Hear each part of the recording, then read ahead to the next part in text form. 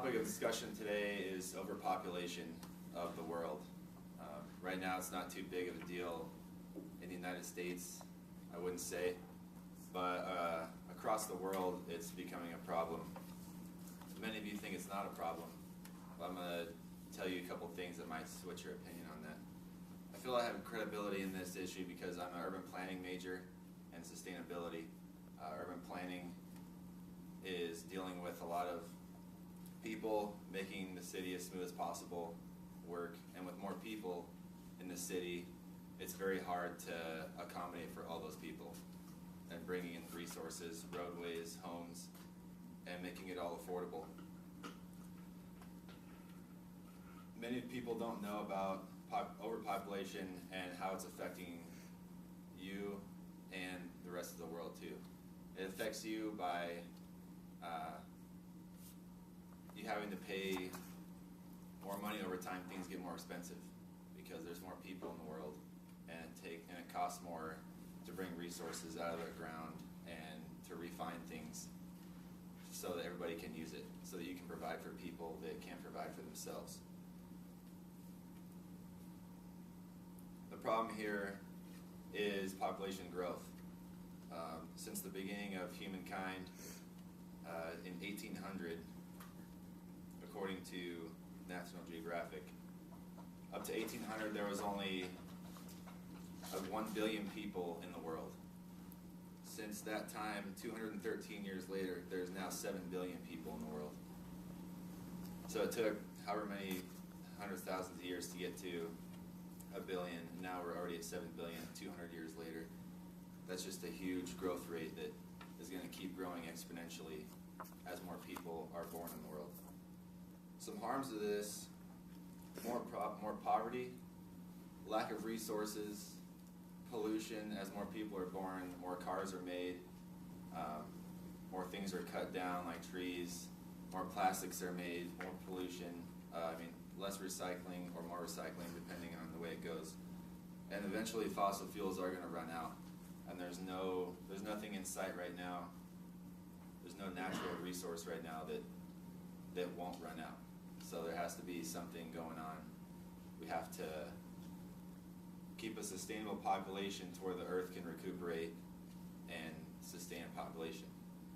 The significance of this is that 50-50 in the class of people knowing about this and thinking it's a problem, and the other half didn't think it was a problem, or it won't be soon. Soon is within like 50 to 100 years. If you have the knowledge of this, such as the U.S. population in the 20th century tripled, just the U.S., and its resource consumption went up 17-fold. And of that population, 20% of the top rich use 80% of the resources in this country, according to the U.S. Census Bureau.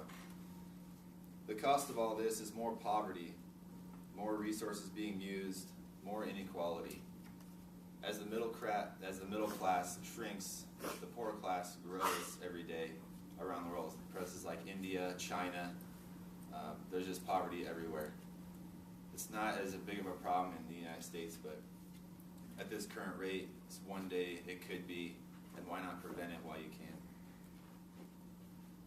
Hopefully this has an effect on you, even though none of you are really having a bunch of children. The only person that has kids is the teacher and Cameron. So, but for future, if you do plan on having kids, hopefully this affects you in some way.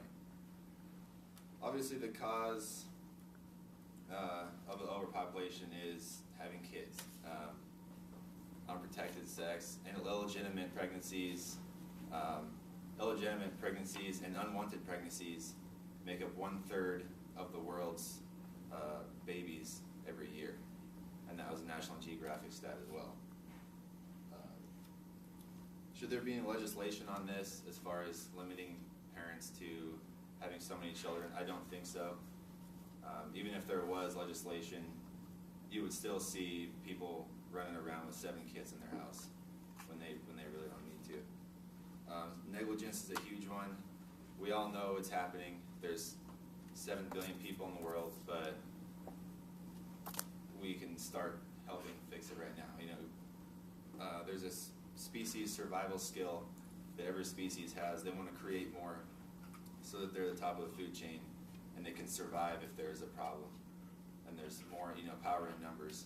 That's kind of a lost cause for humankind right now because we have such good medical practices and technology. The average lifespan has gone up from 53 to 69 years since 1960. And in China, the average woman lives 80 years.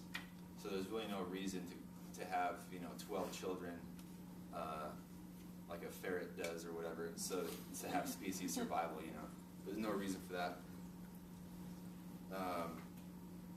Also, another reason to stop, and not have as many kids is the cost of raising a child has gone up $70,000 from 2000 to 2010.